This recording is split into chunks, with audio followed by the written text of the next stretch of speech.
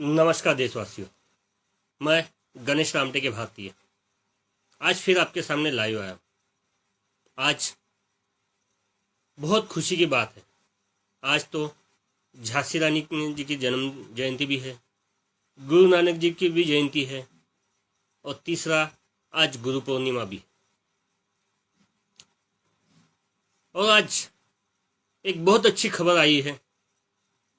सवेरे 9 बजे प्रधानमंत्री जी ने डिक्लेयर किया है कि खेती के इसमें, कृषि के इसमें तीनों काले कानून वापस लिए जाएंगे। दोस्तों, ये जो कानून वापस लिए जा रहे हैं, ये तानाशाही सरकार का अंत है, ऐसा मैं समझता हूं।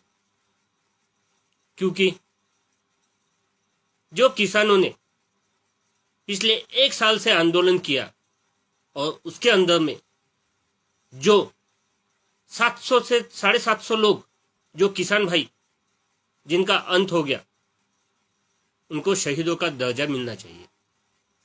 ये किसके वजह से हुआ है? ये सिर्फ और सिर्फ इस कानून के वजह से हुआ है। इसलिए मैंने बोला हुआ है, ये तानाशाही सरकार का अंत है। इनको डर लगता है अभी। अगर आप ऐसे ही जुटे रहते हो तो ये सरकार को अपना कोई भी कानून ला नहीं सकते। जो प्राइवेटाइजेशन हुआ है, जो बेरोजगारी है, सभी के इस पे ये अंत होना चाहिए। दोस्तों, अखिल भारतीय परिवार पार्टी की तरफ से मैं गणेश रामटे के भारतीय लोगों से ये वादा करता हूं कि ये तानाशाही सरकार का अंत जरूर होगा। उसको जड़ से उखाड़ के फेंकेंगे।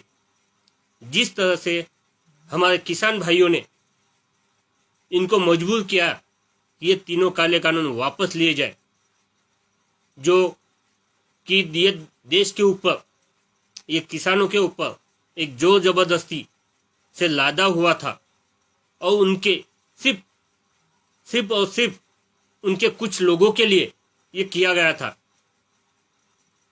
ये कानून उनके जो दोस्त लोग हैं, अडानी बोलो, अंबानी बोलो या और कुछ बोलो, इनके लिए ये किया गया था। ये कानून को वापस ले नहीं रहे थे, लेकिन हमारे किसान भाई इतने डट गए थे। पिछले 26 नवंबर 2020 से इन्होंने ये काले कानून के खिलाफ जो मोर्चा खोला था, पानी रहे, धूप रहे, ठंड रहे, सभी इसमें ये डटे रहे।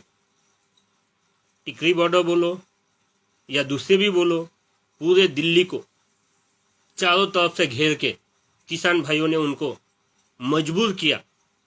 ये तीनों काले कानून वापस होना ही चाहिए। और आखिरकार ये नरेंद्र मोदी सरकार ने, ये भाजपा की सरकार ने ये तीनों काले कानून डर के हिसाब से, डर के वापस लेने का फैसला किया हुआ है। दोस्तों, जिस प्रकार से हमारे किसान भाइयों की शहादत हुई है, 700 लोगों की डेथ हुई है, उनको भी शहीदों का दर्जा मिलना चाहिए। उनके भी फैमिली को, उनके भी घर वालों को कुछ ना कुछ इन्होंने देना चाहिए। इसके बाद में अगर किसान भाइयों का और एक मुद्दा है, जो एमएसपी का, मिनिमम प्राइस का, क्योंकि उनके खेती से जो माल निकलता है, वो माल के ऊपर में जो भी उपजाऊ रहता है, उसके ऊपर में मिनिमम प्राइस ये होना ही चाहिए। जब तक ये मिनिमम प्राइस का अगर वो ये नहीं करते, कानून नहीं बनाते, तब तक के ये वहां से हटने वाले नहीं है। अखिल भारतीय परिवार पार्टी किसानों के साथ में पहले दिन से रही है और आखिरी तक के रहेंगी। अगर किसान भाइयों के साथ में जो भी होता है, किसान भाई बोले, बेरोजगार बोले या नौकरी पेशा लोग बोले या प्राइवेट वाले लोग बोले, जिनके भी ऊपर अत्याचार होगा, अखिल भारतीय परिवार पार्टी जो एक सामान्य लोगों की पार्टी है, वो सबके साथ रहेंगी और सबके साथ देंगी। दोस्तों, ये तानाशाही सरकार को हमको जड़ से उखाड़ के फेंकना ही है और फेंकना जरूरी है। इनके मन में ये डर समझिए या हार का कुछ और समझिए, क्योंकि आगे चल के पंजाब, हरियाणा, यूपी का इलेक्शन है। कुछ लोग बोलते हैं कि ये इलेक्शन के वजह से इन्होंने ये काले कानून वापस लिए, ये तीनों कृषि कानून वापस लिए। ये कोई भी ये हो, लेकिन अखिल भारतीय परिवार पार्टी ये आपसे वादा करती है, ये तानाशाही सरकार का अंत जरूर होगा, नरेंद्र मोदी सरकार का अंत जरूर होगा और ये हम करके रहेंगे। सभी लोग मिलके देश के बेरोजगार, अभी इसके बाद में बेरोजगारों का मोर्चा भी हमने संभाला हुआ है कि बेरोजगारों को भी उन्होंने रोजगार देना चाहिए। जो इन्होंने कहा हुआ है कि हर साल 2 करोड़ लोगों को रोजगार देंगे, अभी 10 सालों में 20 करोड़ रोजगार देना चाहिए। 7.5 साल तो हो ही गए और 2.5 साल इनके बाकी है। 20 करोड़ रोजगार देना चाहिए। अगर रोजगार नहीं देते तो अखिल भारतीय परिवार पार्टी में इनको रोजगार देने का काम करेंगी।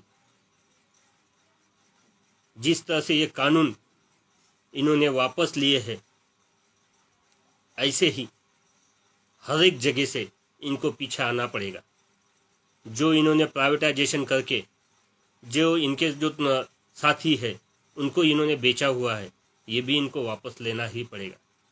इन्होंने एयरपोर्ट बेचा, इन्होंने रोड बेचे, इन्होंने LIC बेचे, जितने भी गवर्नमेंट के सेक्टर है, डिफेंस हो गया, सभी इन्होंने बेचने का काम किया हुआ है।